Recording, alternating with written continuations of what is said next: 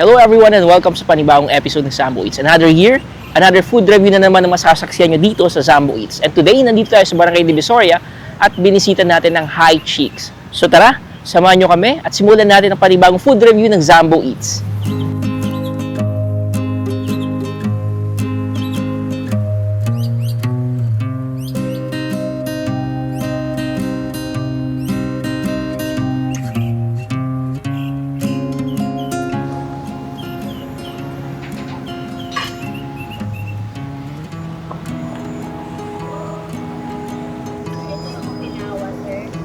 Okay, ma'am.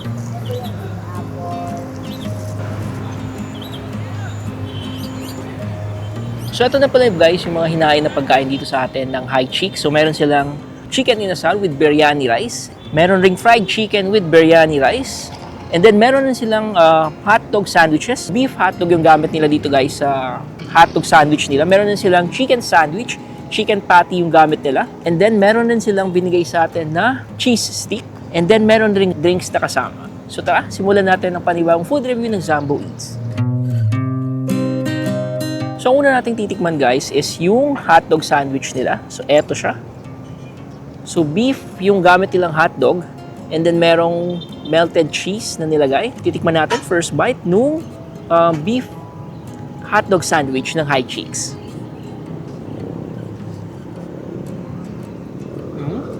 Masarap yung hotdog.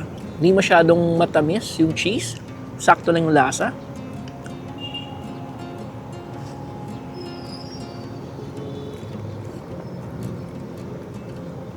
Then guys, napakamura ng pagkain dito sa High Cheeks. Makamasa yung presyo nila. Kasi ang mostly, ang kumakain dito is mga estudyante and then yung mga bypassers dito sa Barangay Divisoria. Okay yung beef hotdog sandwich nila. 8.5 out of 10 para sa akin. So next na natin titikman is yung chicken sandwich nila or chicken burger nila. Chicken patty yung gamit nila. And then merong melted cheese na nilagay.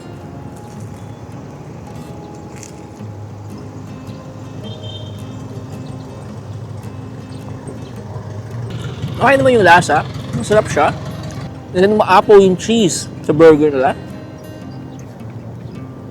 8 out of 10 yung chicken burger nila. So next naman natin titikman is yung cheese stick nila. So mahaba yung cheese stick ng High Cheeks. Ang haba nung cheese stick nila dito. So first bite.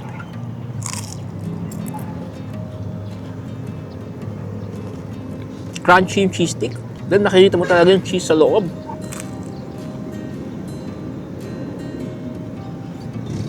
Okay yung lasa. 7 out of 10 para sa akin. Next naman natin titikman guys is yung chicken inasal with biryani rice. So tamang narinig nyo, biryani rice, yung kanin nila dito sa chicken inasal. So excited na akong tikman.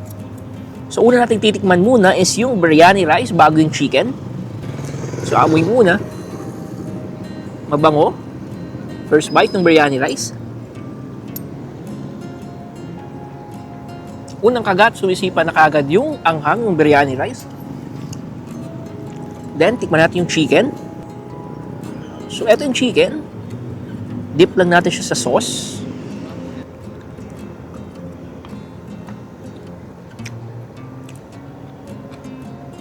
Malamot yung manok, savory.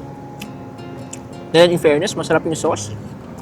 This time, titikman naman natin yung chicken or yung chicken inasal with their biryani rice.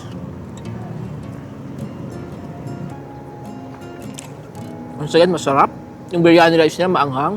Sakto lang yung anghang, by the way. And then, masarap siyang i-partner sa chicken inasal ng High Cheeks.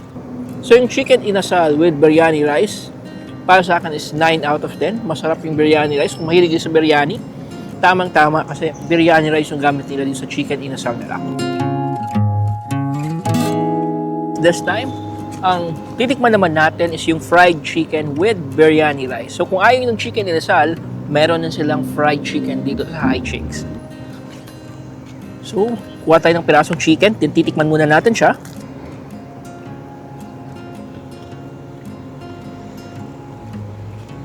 Masarap, mainit yung chicken. And then, napakasimple ng pagkakaluto. Masarap yung pagkakaprito niya. Lutong-luto sa loob.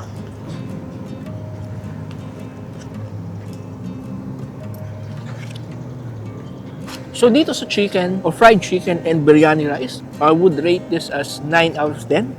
Masarap. Masarap yung chicken. Tender. Bagong luto. And then masarap yung biryani rice. So titikman natin yung drinks nila guys. Anghang yung biryani.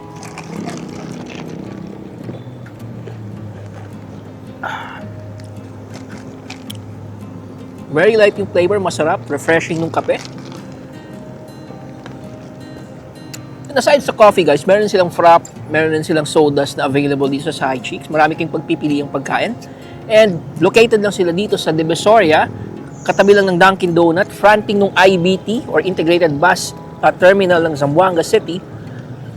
And kung mapadpad kayo dito at nagugutom kayo, naghahanap kayo ng mura, masarap, pwede nyo bisitahin yung High Cheeks. Supportahan natin ang mga small businesses dito sa Zamboanga City, guys. And maraming salamat, by the way, sa panonood ng video namin. Kung di ka pa nakasubscribe sa aming YouTube channel, paki-subscribe noon po. And kung di ka pa nakafollow sa Facebook, paki-follow kami. And nasa TikTok na rin kami. So, see you in our next video and salamat sa panonood. See you! That's yummy.